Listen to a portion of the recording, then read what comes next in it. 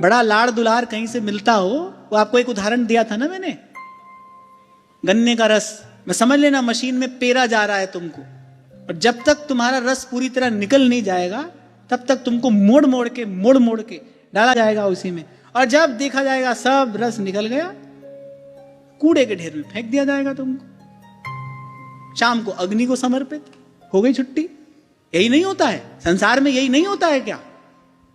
यहां से मम्मी, यहां से पापा, भैया, हमारे लिए ये, तुम्हारे लिए, हमारे लिए तो तुम ही सब कुछ हो, हमारा तो तुम्हारे अतिरिक्त और कोई नहीं है, तुम नहीं होगे तो कौन करेगा।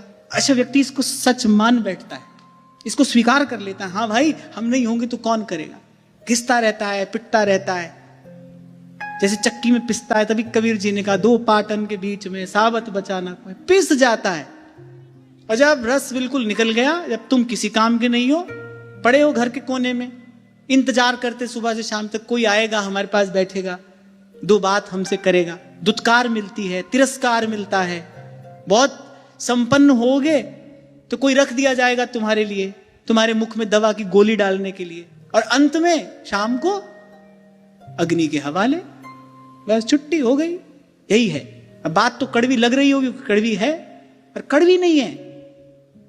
कड़वी क्यों लग रही है?